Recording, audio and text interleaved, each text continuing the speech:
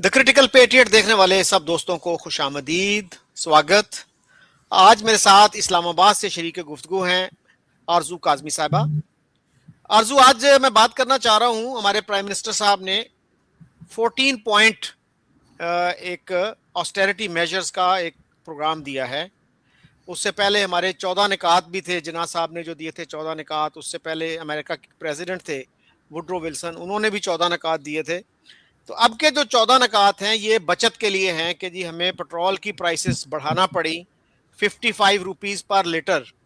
और हमारे prime minister कहते हैं कि मैंने दिल पर पत्थर रखकर ये इजाफा किया। ये अलग बात कि हमारे एक फॉर्मर फाइनेंस मिनिस्टर हैं मिफ्ता इस्माइल, वो ये कहते हैं कि इस स्टेप से ऑयल कंपनीज को 19 बिलियन रुपीस का फायदा पहुंचाया गया। अब जो है हफ्ते में 3 छुट्टियां हुआ करेंगी और यूनिवर्सिटी एजुकेशन जो है वो ऑनलाइन हुआ करेगी। 2 हफ्तों के लिए स्कूल बंद कर दिए गए हैं। पार्लियामेंट के मेंबर्स की तनख्वाहों में 25% कट लगा दिया गया है और सरकारी गाड़ियों के पेट्रोल में 50% कटौती की गई है। इसके साथ ही मिफ्ता इस्माइल साहब का ये कहना है कि पिछले दिनों 43 बिलियन रुपीस जो हैं वो मेंबर्स ऑफ पार्लियामेंट को दिए गए, खासतौर पे एमएनएस को 25-25 करोड़ दिए गए। और उनका ये कहना है कि ये डेवलपमेंट प्रोजेक्ट्स के लिए होते हैं और इसमें पंजाब में 25 से 30% करप्शन होती है। उसके बाद खैबर पख्तूनख्वा का नंबर आता है, वहाँ पंजाब से ज़्यादा करप्शन है। फिर सिंध, उसमें केपीके से ज़्यादा करप्शन है और सबसे ज़्यादा बलूचिस्तान में करप्शन है। तो इस तरह से जो है बंदर बांट की जाती है। तो जब आप एक तरफ 43 बिलियन रुपीस दे रहे हैं एमएनएस को, तो 25% जो है कटौती कर लेंगे तो क्या क्या हासिल होगा आपको? ऊंट के मुंह में जीरे वाली बात बन जाती है। ये अंग्रेजी में जो कहते हैं पेनी वाइज पाउंड फुल। इस चीज को कैसे देखती हैं आप? सबसे पहले तो सर बहुत शुक्रिया कि आपने इनवाइट किया, थैंक यू सो मच। और बिल्कुल सर, अब जो पाकिस्तान की जो पब्लिक है ना, जो अब खासतौर पे जो नई जनरेशन आई है, तो वो तो सर बहुत होशियार किस्म के हैं। उनको अक्सर चीज़ें जो गवर्नमेंट अपनी तरफ से नौटंकी करने की कोशिश करती है वो उनको समझ में आ जाती है और वो उसके बाद अच्छी खासी इनकी धुलाई भी कर देते हैं। इन्होंने जो अभी फ्यूल प्राइस बढ़ाए हैं और इनका कहना ये है कि जी क्योंकि तमाम दुनिया में, ना सही आधी दुनिया में जो है वो लड़ाई चल रही है और ईरान को लेकर और इजराइल और अमेरिका की बात इन्होंने की है, तो उस वजह से पाकिस्तान में जो है वो फ्यूल शॉर्टेज है। जबकि जितने भी इनके एक्सपर्ट्स जो टीवी पर आते हों या वैसे कॉलम्स लिखते हों जिन्हें दुनिया जानती है, उनका कहना है कि ऐसा कुछ नहीं है। 28 डेज का फ्यूल इनके पास था, पहले इन्होंने कहा था। उसके बाद जो असल कहानी चली है वो चली है सर आईएमएफ की। आईएमएफ का डेलीगेशन जो है वो पहले कराची पहुंचा था। वहां पर पहुंचकर उन्होंने इनके ऊपर काफी स्ट्रिक्ट किस्म की कंडीशंस लगाई हैं कि जो पैसा ये मांग रहे हैं और वो इंस्टॉलमेंट जो इनको मिलनी है उसके लिए उन्होंने कहा है कि आपकी जो रुपीज है उसकी वैल्यू आप गिराइए, और ये रुपए की कीमत भी गिराने वाले हैं। और कहा यही जा रहा है कि फिर $1 जो है वो $300 तक जा सकती है। उसके साथ साथ उन्होंने कहा कि हर तरह की जो टैक्स हैं वो बढ़ाई जाएं और फ्यूल प्राइस बढ़ाई जाए। और उसके बाद आईएमएफ का डेलीगेशन फिर पहुंचा इस्लामाबाद, और अब यहाँ से वो चले गए या नहीं, लेकिन 2 दिन पहले तक आईएमएफ का डेलीगेशन यहीं पर था। और ये जो चेंजेस आप देख रहे हैं, जो आम पब्लिक के ऊपर बोझ डाला जा रहा है और जो नौटंकी की जा रही है कि जी ये कहा ये गया कि जी जो पार्लियामेंट के लोग हैं, जो पार्लियामेंटेरियंस हैं, उनको जी जो फ्यूल मिलता है उसमें 50% कम मिलेगा। तो कोई ये बताएगा कि अनलिमिटेड का 50% कितना होता है? इसलिए कि इनमें से तो अक्सर लोगों को अनलिमिटेड मिलता है, तो उसका 50% क्या बनेगा? उसके बाद ये जो कह रहे हैं कि जी शहबाज शरीफ साहब ने जो बड़ी एक उनकी वीडियो वायरल है जिसमें वो कह रहे हैं कि जी बड़ा दिल पे पत्थर रखकर उन्होंने ये सब कुछ किया है। तो फिर ये जो जहाज खरीदे जा रहे हैं 11-11 करोड़ के जो जहाज खरीदे गए पंजाब एयरलाइन बनाने के नाम पर, और 2 दिन पहले मैं किसी इंडियन टीवी पे थी और वहां पर पीएमएलएन के मेंबर बैठे थे और वो कह रहे थे जी वीवीआईपी लोगों के लिए ये जहाज लिया गया है और हम जी एयरलाइन बना रहे हैं तो उसमें सबसे पहले यानी उन्होंने ये जहाज खरीदा है। तो ये इस किस्म की तो ये बातें करते हैं। और ये सर ये वही लोग हैं जिनके घर में कहते हैं ना कि खाने को रोटी नहीं है तो केक क्यों नहीं खा लेते। یہ وہ والی پارٹی ہے. تو ان کو کوئی احساس نہیں ہے. انہوں نے یہ فیول پرائز بڑھا دیے اور یہ بڑا کوئی کارنامہ کریں گے کہ یہ 2 منتھ سیلری نہیں لیں گے, یا انہوں نے کہا ہے کہ جی گاڑیاں کم کر دیں گے. یہ ایسا کچھ بھی ہونے والا نہیں ہے, اور یہ صرف اور صرف پبلک کو بے وقوف بنا رہے ہیں, اور ان کے سر کے اوپر تلوار لٹک رہی ہے IMF کی.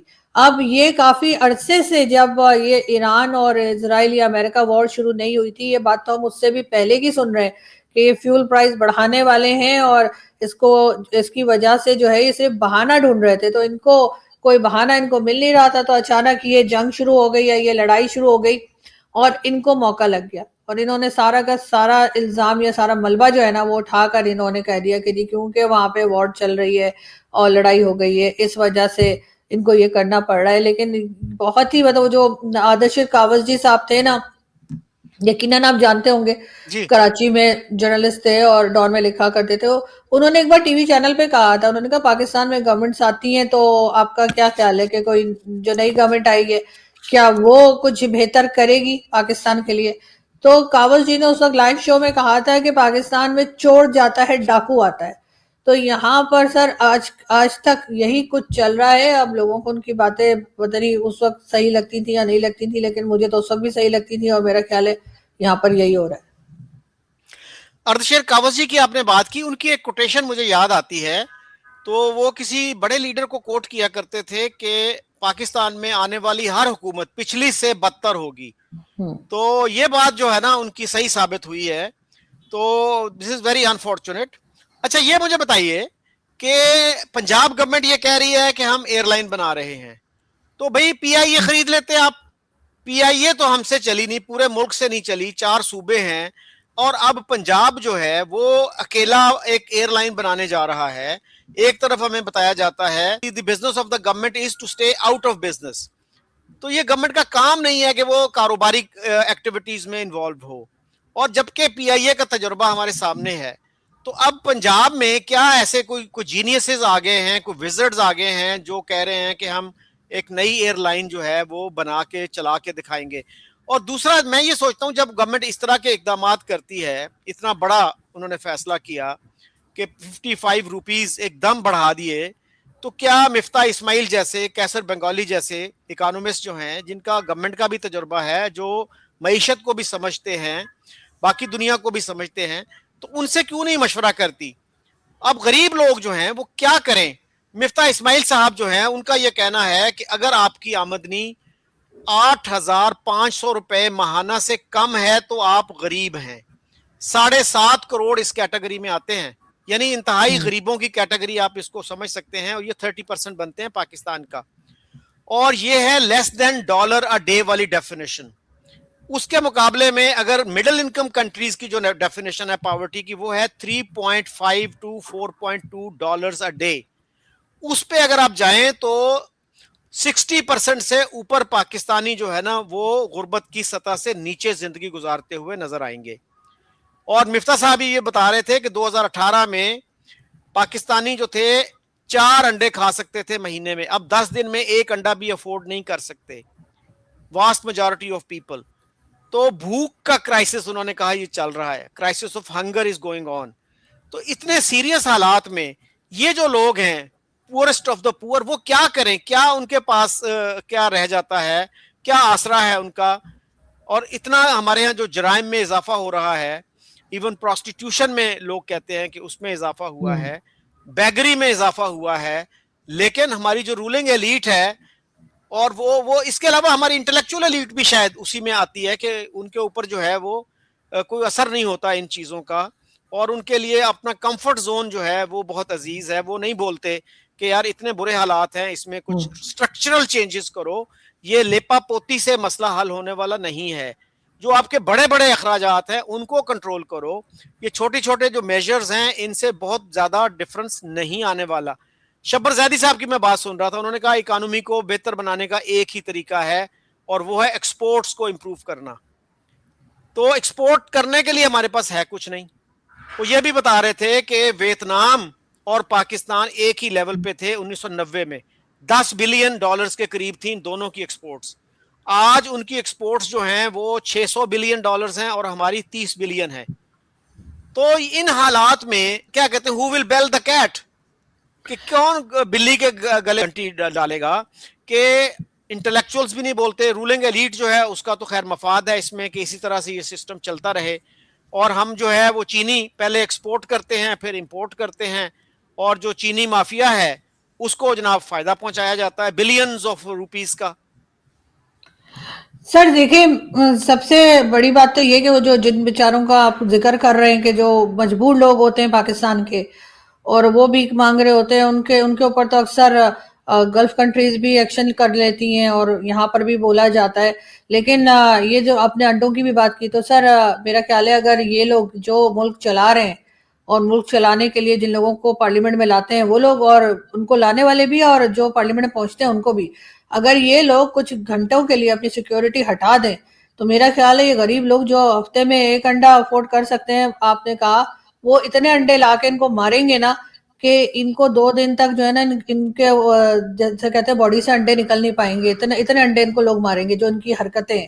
لیکن سر سعودیہ سے کہا گیا ہے کہ جی ہمیں $5 بلین جو ہے وہ آپ دے دیجئے بینک میں رکھنے کے لیے, اور $5 بلین کا فیول مانگا ہے. تو سر بھیک مانگنے کی تو ان کو عادت ہے اور یہ اسی سے ملک کو چلا رہے ہیں. جو انہوں نے ابھی جو نئے نئے طریقے یہ لے کر آئے, انہوں نے کہا ہے کہ جی اسکول کالج بند کر دیں, آن لائن کلاسز ہوں اور آفیسز میں لوگ نہ جائیں, یعنی ملک کو یہ اور زیادہ سٹون ایج کی طرف لے جا رہے ہیں.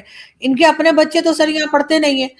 کیا نواز شریف شہباز شریف صاحب کے بچے یہاں پر ہیں؟ کیا مریم نواز کے بچے یہاں پر ہیں؟ کس کے یہاں پہ اسکول کالج میں پڑھتے ہیں؟ ان کے تو یہاں نہیں ہیں. اور اسی طریقے سے پیپلز پارٹی کا بھی یہی حال ہے اور بہت سے پی ٹی آئی کے لیڈرز کا بھی یہی حال ہے. ایسا نہیں کہ پی ٹی آئی کوئی بڑی ایسی جماعت ہے کہ جہاں کے لیڈرز کے بچے یہاں ہی پر ہیں, کسی کے یہاں نہیں ہے. تو ان کو کوئی فرق نہیں پڑتا کہ عام آدمی کے بچے پڑھ پا رہے ہیں یا نہیں پڑھ پا رہے ہیں, یا پاکستان کی اکانومی خراب سے خراب ہو رہی ہے. ان کی اپنی پرسنل اکانومی جو ہے وہ اچھی سے اچھی ہوتی جا رہی ہے.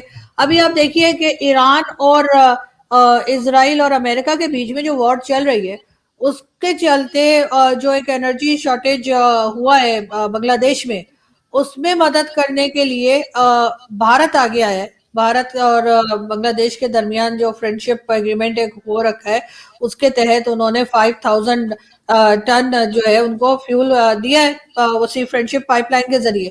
کیا ہم ایسا کچھ کر سکتے ہیں بنگلہ دیش کے لیے؟ ہم تو خود مانگتے پھر رہے ہیں. ہم نے اپنی وہ حالت کر دی ہے کہ ہمارے کسی پڑوسی کو ہم سے کسی قسم کا کوئی فائدہ نہیں ہے. ہم ایک ایسی چیز بن گئے جس سے صرف نقصان تو ہو سکتا ہے لیکن ہم کسی کا فائدہ نہیں کر سکتے. ابھی بھی کئی دن گزرنے کے بعد ہمارے پرائم منسٹر صاحب کی تھوڑا ہمت بندی یا پتہ نہیں ملک کے اندر سے کہیں سے پریشر آیا کہ انہوں نے آخرکار جو نئے سپریم لیڈر آئے ہیں وہاں ایران کے, ان کو مبارکباد دے دی. بھائی اتنے دن سے آپ کیا کر رہے تھے, کیا سوچ رہے تھے؟ ظاہر ہے یہ ٹرمپ سوچ رہے ہوں گے کہ اگر میں نے مبارکباد دے دی ٹرمپ کو نہ برا لگ جائے. تو اب کیا سعودیہ کو برا نہیں لگے گا؟ کیونکہ ایران تو وہ کنٹری ہے جو سعودیہ پہ بھی اٹیک کر رہے ہیں, اور انہوں نے تو کہا تھا کہ جو ایگریمنٹ انہوں نے سعودیز کے ساتھ کیا تھا کہ ایک پہ حملہ دوسرے پہ سمجھا جائے گا, جبکہ اصل میں بات یہ ہوئی تھی کہ سعودیہ پر اٹیک پاکستان پر اٹیک سمجھا جائے گا, لیکن پاکستان پر اٹیک سعودیہ پر اٹیک نہیں سمجھا جائے گا. اگر یہی بات ہوتی کہ پاکستان پر اٹیک سعودیہ پر اٹیک ہوتا تو سر پھر تو ابھی تک میرا خیال ہے کہ جتنے اٹیک ہمارے اوپر ٹی ٹی پی کر چکا ہے کہیں نہ کہیں تو سعودی عرب نکل آیا ہوتا. لیکن یہ ایسا کچھ بھی نہیں کر رہے ہیں, اور یہاں پر ان کی جو پالیسی ہے پھر ایک بار ایکسپوز ہو گئی ہے. ایک بار پھر پتہ لگ رہا ہے کہ یہ صرف اپنے ذاتی جو ان کے فائدے ہیں وہ اسی کے اوپر چل رہے ہیں. ورنہ پنجاب گورنمنٹ کو کیا ضرورت پڑی تھی جہاز خریدنے کی؟ اس کے بعد یہ بھی سنا جا رہا ہے کہ فیلڈ مارشل صاحب بھی شاید جہاز لینے والے ہیں یا لے لیا ہے. تو اس قسم کے خرچے کے چل رہے ہیں, اس پر آئی ایم ایف ان کو کچھ نہیں کہہ رہا کہ بھائی آپ نے کیوں یہ جہاز, جس میں پوری ایئر لائن بھیج دی پی آئی اے جتنے میں بیچ دی انہوں نے پورا کا پوری ایئر لائن, اس میں ایک جہاز انہوں نے لیا. کس لیے؟ مطلب کیا نخرے ان کے چل رہے ہیں, اور اس کے بعد اس پہ آسٹریلیا یا کہیں کے لیے روانہ بھی ہو گئی ہیں میڈم. تو یہاں تو سر بالکل ایک بے حس قسم کے لوگ ہیں, انہیں کوئی فرق نہیں پڑتا. مجھے یقین ہے کہ یہ پبلک کے لیے دو اس طرح کی تقریریں کر کے یا سٹیٹمنٹ دے کے میڈیا کے سامنے اور رات کو بیٹھ کے یہ سب کے سب پارٹی کرتے ہوں گے, مجھے 100% یقین, اور ہنستے ہوں گے یہاں کی عوام پر, یہاں کے لوگوں کی مجبوری پہ, یہاں کی حالت پہ. کیونکہ ان کو یہ اسی طریقے سے بہت بے حس بے غیرت ہونا پڑتا ہے تب آپ جا کر पाकिस्तान की पार्लियामेंट का हिस्सा बनते हैं, उसके बगैर कभी कोई गैरत वाला किसी को शर्म आती हो अपने लोगों की हालत देखे, अगर वो होगा तो वो कभी भी अपने ये चोंचले और इस किस्म के इनके जो नखरे वो नहीं चलेंगे। इमरान खान ने भी कहा था कि मैं साइकिल पे जाया करूंगा ऑफिस, लेकिन वो तो कभी जहाज से नीचे हेलीकॉप्टर से नीचे उन्होंने पाँव ही नहीं रखा। वो तो अपने ऑफिस भी ऐसे ही आते थे और जाते थे, ऐसा नहीं कि वो उन्होंने कोई कारनामा कर दिया था। लेकिन बहरहाल जितना मर्जी किया, इनकी हालत तो उनसे भी खराब है। पहले भी नवाज शरीफ साहब के बारे में कहा जाता था जी खाता है तो लगाता भी तो है। जरदारी साहब जो है वो कहाँ बेम्बेनो सिनेमा के टिकट ब्लैक करने से शुरू किया उन्होंने और फिर उसके 10% तक वो पहुंचे, और यही हाल मिलिट्री एस्टेब्लिशमेंट का है। जो टॉप पे गया उसका बैंक अकाउंट बुरी तरीके से भर गया। तो पब्लिक तो इनको इसी तरीके की चाहिए, ये हमें दिखा दिखा के तो दुनिया से पैसा मांगते हैं कि जी देखो इनको पोलियो क्यों खत्म नहीं होता सर पाकिस्तान से और अफगानिस्तान से, क्योंकि पैसा मिलता है पोलियो के लिए। जिस दिन ये पैसा मिलना बंद हो गया उस दिन पाकिस्तान से पोलियो खत्म हो जाएगा। जब तक ये फंड आते रहेंगे ये पोलियो के पेशेंट निकालते रहेंगे दुनिया को दिखाने के लिए। इनको किसी किस्म की शर्म नहीं है। वैसे तो बड़ा कहते हैं कि जी इस्लामिक कंट्री है तो भाई कुछ तो खुदा का खौफ करो, कुछ तो खुदा से डरो कि तुम लोग क्या कर रहे हो, कितना पैसा तुमने कमा लिया है, इतनी 10 नस्लें तुम्हारी खाती रहेंगी बैठ के तब भी खत्म नहीं होगा। लेकिन कोई शर्म नहीं है इन लोगों को। अभी दुबई में जो टैक्स चल रहा है, जरदारी साहब की एक बेटी तो वहां पे भी रहती है, तो वरना तो इन्होंने जो कराची का हाल कर रखा है, सिंध का जगह जगह बच्चे गटर में गिर रहे हैं, क्योंकि इनके बच्चे तो यहाँ है नहीं, तो इनके बच्चों ने तो ना गटर में गिरना है ना उन्हें डंपर के नीचे आना है, वो तो आम पब्लिक ने आना है। तो इन्होंने अपना वहां पे भेज दिया, लेकिन अब कहीं और दौड़ा देंगे बेटा, वहां से निकल के कहीं स्विट्जरलैंड चली जाओ, कहीं चली जाओ। इन लोगों को कोई फर्क नहीं पड़ता सर। पाकिस्तान को जो मर्जी हो जाए, ऑपरेशन सिंदूर भी जो हुआ था आम आदमी मरा ना, जब अफगानिस्तान से अटैक होता है तब भी आम आदमी मरता है। ये जो तरानों पे लगा के और खुद खजानों पे बैठे हुए ना, इनको तो एक खराज तक नहीं आती है, और आम आदमी मरने के लिए बेचारा इनके लिए मौजूद है, कहाँ जाए वो बेचारा। With all due respect Arju, मेरे ख्याल में इस तरह का जो लफ्ज है मेरे ख्याल में मुनासिब नहीं है पूरी पार्लियामेंट के लिए। आई एम श्योर पार्लियामेंट में भी अच्छे लोग होंगे, लेकिन अक्सर जो पॉलिसी साज है ना हमारे, वो इनलाइटेंड पॉलिसीज नहीं बनाते, वो नहीं सोचते कि अवाम का फायदा जो है वो किस चीज में है। अब ये शुगर माफिया की मैंने बात की, तो उसमें फिर मैं कोट करूंगा मिफ्ता इस्माइल को। वो समझते हैं इन सब चीजों को, वो खुद फाइनेंस मिनिस्टर रह चुके हैं। वो कह रहे थे कि चीनी बनाने वालों को 25 बिलियन माहाना का फायदा पहुंचाया गया, और सालाना जो था एनुअल बेसिस पे 350 बिलियन रुपीस का फायदा पहुंचाया गया। तो इस तरह के जो इकदामात हैं, इस पे हमारे मीडिया को, हमारे इंटेलेक्चुअल्स को, हमारे इकोनॉमिस्ट को, मेरा तो ख्याल है कि कुछ जॉइंट स्टेटमेंट देनी चाहिए, कोई मिलजुल कर कोई लाहे अमल बनाना चाहिए। सब लोग एक जैसे नहीं है, आपकी बात ठीक है, सब लोग एक जैसे नहीं है। मैं सबके लिए वो वर्ड यूज कर भी नहीं रही थी, मैं उन्हीं के लिए कर रही थी जो इसके हकदार है, कि जो ये सारी पॉलिसीज लेकर आते हैं, जिनको जरा सा एहसास नहीं होता कि आपने अपनी कंट्री का क्या हाल कर दिया है, कि आपका अगर IMF का एक बार भी अगर वो उसकी किस्त रुक जाए या इंस्टॉलमेंट आपको ना मिले तो आप भागे भागे फिर रहे होते हैं कि मुल्क का सब कुछ फट्टा बैठ जाएगा। तो ये चीज कोई आम आदमी तो नहीं कर रहा, उसके हाथ में तो नहीं है, इन्हीं के हाथ में, और फिर इनके जो अकाउंट्स हैं वो भरते चले जा रहे हैं। ये अब जहाज खरीद रहे हैं, ये उसमें सैरें करेंगे, क्यों, क्या जरूरत पड़ी है एक ऐसी कंट्री जो कर्जों में डूबी हुई है उसके लिए आप जहाज खरीद रहे हैं इतना इतना महंगा, और इस तरह के खर्चे जो उनके चल रहे हैं। तो वो तो सर मैं इन लोगों को कह रही हूँ जो बिल्कुल इसके ये हरकतें करते हैं। हरगिज हर पाकिस्तानी को तो नहीं कहा जा रहा। अच्छा, ये कहा जा रहा है जी कि जहाज हमने इसलिए लिए हैं कि जो पुराने जहाज थे ना उनकी मेंटेनेंस का खर्चा बहुत ज्यादा था। I don't know how valid is this argument, लेकिन गरीब आवाम के जो हालात हैं वो वाकई खराब से खराब तर हुए हैं, और मुझे नहीं समझ में आता कि वो क्या करें इन हालात में। I am a man of limited resources, but I definitely make more than this money. मेरा गैस का बिल जो था नवंबर में वो था 1280 रुपए, अब का बिल है 6230 रुपए। तो इतना ज्यादा बिल, और जब हम 8500 की बात कर रहे हैं माहाना की, तो आप जब 7.5 करोड़ लोग इस सतह पे जिंदगी गुजार रहे हैं, तो आप इमेजिन कीजिए कि उनके क्या हालात होंगे, वो कहां जाएं, किसको जो है वो पुकारें इन हालात में। It is really heart rending.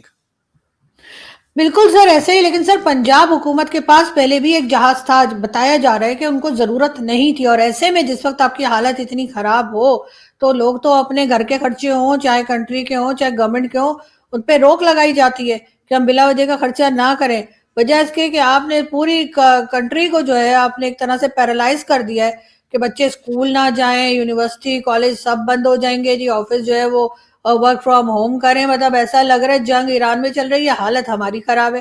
ایسا میں نے کسی اور کنٹری کو کرتے تو نہیں سنا, نہ بنگلہ دیش نے کیا ہے, نہ افغانستان نے کیا ہے, نہ بھارت نے کیا ہے کہ انہوں نے اپنے اسکول کالج بند کر دیے ہوں.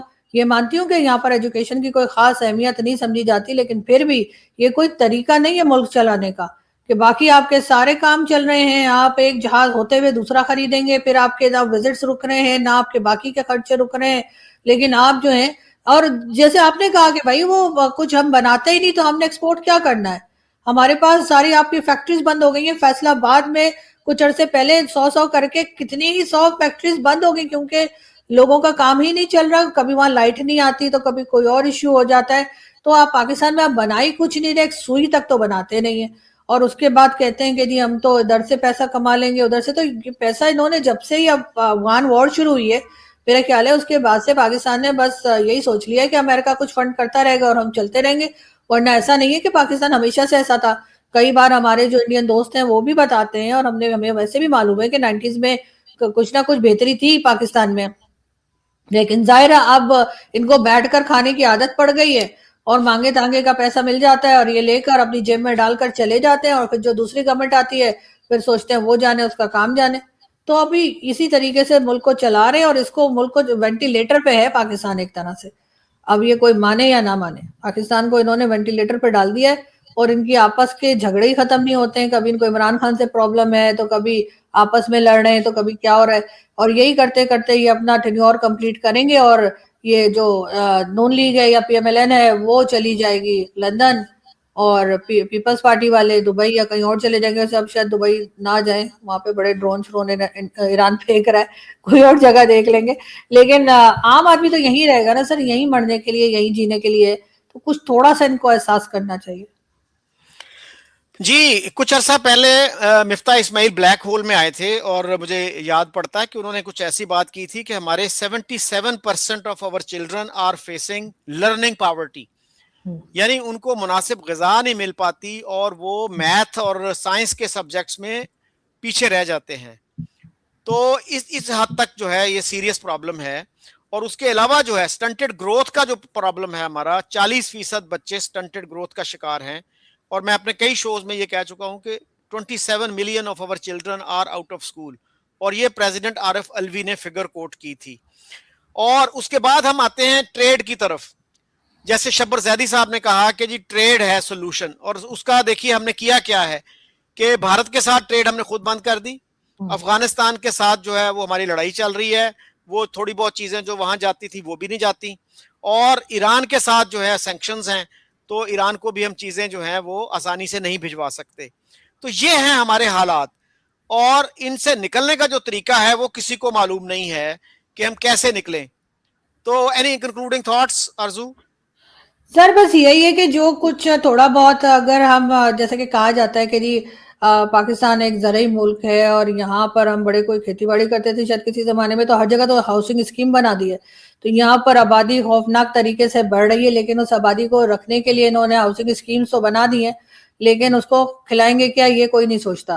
تو یہاں پر بھی یہ دیکھنے کی ضرورت ہے کہ یہ اسلام آباد جہاں پر میں اور آپ موجود ہیں, ایک زمانے میں یہاں پر ہر تیسرے دن بارش ہوا کرتی تھی, اور اب یہاں پہ آپ دیکھ لیجئے کہ بارشیں نہیں ہوتی ہیں, بہت ہی کم ہوتی ہیں. تو اس کی مین ریزن یہی ہے کہ انہوں نے درخت کاٹ دیے, انہوں نے ہر طرح سے جہاں پر فصل لگ سکتی تھی, جہاں پہ اناج اگایا جاتا تھا, سب زمین انہوں نے صرف اور صرف جو ہے وہ ہاؤسنگ اسکیمز بنا دی ہیں. کچھ پرائیویٹ لوگوں نے بنا دی ہیں, کچھ جو ہے وہ فوج نے بنا دیا, یہ کرتے چلے جا رہے ہیں, ہر جگہ ڈی ایچ اے بنا رہے. تو اس وجہ سے مجھے لگتا ہے کہ اس طرف بھی سوچنے کی ضرورت ہے اور اس طرف بھی خیال کرنے کی ضرورت ہے, لیکن مجھے نہیں لگتا کہ کچھ ہو پائے گا. اور آپ کو پتا ہے کہ ہمارے ہیلتھ منسٹر جو ہیں وہ بار بار یہ بات کرتے ہیں کہ ہمارے ہاں ہر سال 62 لاکھ بچے پیدا ہوتے ہیں, اور وہ یہ بھی پوائنٹ آؤٹ کرتے ہیں کہ یہ نیوزی لینڈ کی پوری آبادی سے زیادہ ہے, یعنی ایک ملک سے زیادہ بچے ہم ہر سال پیدا کر رہے ہیں, اور ہماری ریاست کی اس طرف کوئی خاص توجہ نہیں ہے. اور اس پہ ہم نے 60s میں تھوڑا سا کام کیا تھا, اس کے بعد شاید مولویوں سے ہم ڈر گئے, کیا ہوا 70s میں 80s میں ہم بالکل ہمارا دھیان جو ہے اس طرف سے ہٹ گیا. اب جا کے تھوڑی بہت ہم توجہ دیتے ہیں, ہیلتھ منسٹر کی حد تک یہ بات درست ہے, لیکن مجھے نہیں لگتا کہ اسٹیٹ نے پوری طرح ریئلائز کیا ہے کہ یہ کتنا گریو ایشو ہے اور اس کو کس طرح سے ایڈریس کیا جائے. اور آئرنی یہ ہے کہ جو امیر لوگ ہیں ان کے 2 بچے ہیں یا میکسیمم 3 ہوں گے, اور جو غریب لوگ ہیں ان کے 8 10 بچے ہیں, یا کم از کم 4 5 تو ڈیفینٹ ہے. تو اس طرف ہم توجہ نہیں دینے کے لیے تیار. اور یہ جو ہمارا فیملی پلاننگ کا پروگرام ہے وہ بھی لگتا ہے کہ وہ بہت ایلیٹ اورینٹڈ ہے, غریب لوگوں تک اس کی کوئی رسائی نظر نہیں آتی. کیا کہیں گے آپ؟ بالکل سر ایسا ہی ہے, بلکہ میں نے کافی پہلے ایسے کوئی جوک سا سنا تھا, کہتے کسی گاؤں میں پوسٹر لگائے گئے تھے اور 2 پوسٹر تھے, ایک میں صاف ستھرا گھر اور 2 بچے, اور ایک میں بہت سارے بچے اور گندا سا گھر. تو کہتے گاؤں کی عورتیں جب وہاں سے گزرتی تھی تو کہتی تھی ہائے بیچاروں کے صرف 2 ہی بچے ہیں, تو ان کو بات سمجھ نہیں آتی. تو ہمارے لوگ بھی یہی سوچتے ہیں بیچاروں کے پاس 2 ہی بچے ہیں. تو وہ والی ہمارے یہاں جو ہے نا پبلک زیادہ ہے, اور ظاہر ہے کہ ان میں اویئرنیس لانے کی ضرورت ہے, ان کو سمجھانے کی ضرورت ہے, اور تبھی کچھ ہو پائے گا. اور خاص طور پہ مولویوں کو روکنے کی ضرورت ہے کہ وہ اس بات کے بارے میں مطلب الگ طرح کی بات نہ کریں کہ جی نہیں نہیں بچے تو اللہ کی دین ہے. تو وہ جو حسن نثار صاحب کہتے ہیں نا کہ یہ لوگ کہتے ہیں کہ جی جو دنیا میں آتا ہے وہ اپنے ساتھ 2 ہاتھ لاتا ہے, تو حسن صاحب نے کہا وہ ہاتھ تو 20 22 سال کے بعد کام کریں گے, اس سے پہلے تو پیٹ تو شروع دن سے ہوگا, تو وہ تو بڑھنا ہے. تو یہ تھوڑا سا جو ہے ہمارے لوگوں کو ایجوکیٹ کرنے کی ضرورت ہے. جی, بہت سے لوگ یہ بھی کہتے ہیں نا کہ جس روح نے آنا ہے اس نے آنا ہی آنا ہے. تو ان سے پوچھنے کی ضرورت ہے کہ یار اتنی زیادہ روحیں جو ہیں جاپان میں کیوں نہیں آتی, ساؤتھ کوریا میں کیوں نہیں آتی, جہاں پہ آبادی ایکچولی کم ہو رہی ہے. میری ایک کولیگ تھی, ان کے ماشاءاللہ 7 8 بہن بھائی تھے. تو وہ کہنے لگی, میں ایک دفعہ اپنے ابا جی کے پاس گئی اور میں نے کہا ابا جی یہ کہتے ہیں کہ بچے 2 ہی اچھے, اس کا کیا مطلب ہے؟ تو وہ کہنے لگے کہ اس کا مطلب ہے بچے جتنے بھی ہوں اچھے 2 ہی ہوتے ہیں, ان میں سے نا تم ایک ہو, دوسرے کا مجھ سے نہ پوچھنا, جاؤ وہ اپنا کام کرو. بالکل ایسا ہی ہے سر. لیکن سر اگر آپ بھارت میں دیکھیں, جو بھارت کے مسلمان ہیں ان کے یہاں بہت زیادہ بچے ہیں, اور جو ہندو فیملیز ہیں ان کے 2 یا 1 ہی ہے. میرے جتنے انڈین فرینڈز ہیں وہ ان کے 2 ہی 2 بچے ہیں, اکثر کے تو 1 ہی ہے. اور جو مسلمز ہیں ان کے بہت سارے بچے, اور بلکہ وہ تو یہ تک کہتے ہیں کہ ایک زمانہ آئے گا جب دوبارہ سے مسلمان تعداد میں زیادہ ہو جائیں گے, اور اس کے بعد وہاں پہ پھر وہی مغلوں کا دور شروع ہو جائے گا. تو میں تو اپنے شو میں ایک بار کہا بھی تھا کہ ہندو فیملیز کو سوچنا چاہیے کہ پھر ایسا نہ ہو جائے تو آپ لوگ بھی 1 آدھ بچہ زیادہ کر لیں, تو مجھے اتنی گالیاں پڑی نا کہ نہ پوچھیں. ہاں, ہمارے ہاں 90s میں ایک بڑا نعرہ مشہور ہوا تھا, بڑا خاندان جہاد آسان. لیکن اب یہ نعرہ سننے کو نہیں ملتا. اور آپ کو پتا ہے کہ مولانا مودودی نے فیملی پلاننگ کے خلاف ایک کتاب لکھی تھی. لیکن اب جو لیڈرز ہیں جماعت اسلامی کے, میرا نہیں خیال ان میں سے کسی کے 8 10 بچے ہوں گے, کیونکہ جب خواتین پڑھ لکھ جاتی ہیں, چاہے وہ جماعت اسلامی سے تعلق رکھیں یا کسی بھی تنظیم سے, تو وہ پھر 8 10 بچے پیدا نہیں کرتی. تو ہم نے تعلیم کو بھی نگلیکٹ کیا ہے اور اس پاپولیشن ایکسپلوژن کو بھی نگلیکٹ کیا ہے, اور ان کا آپس میں بڑا گہرا تعلق ہے. تو بہرحال کیا کہا جائے, ہر طرف جو ہے اندھیرا ہی اندھیرا نظر آتا ہے. بالکل ایسا ہی ہے سر, کیونکہ ظاہر ہے کہ لوگوں کو سمجھانے کی کوشش ہی نہیں کی جا رہی نا. وہ جیسے ہی کوئی کوشش شروع کی جاتی, جیسے ابھی آپ نے دیکھا کہ چائلڈ میرج کے اوپر پابندی لگ رہی تھی, تو مولانا فضل الرحمان اور ان کے کئی ساتھی کھڑے ہو گئے کہ نہیں ایسا نہیں ہونا چاہیے. تو ظاہر ہے پھر یہ سلسلہ نہیں رکنے والا. جی, تھینک یو ویری مچ آرزو. Thank you sir.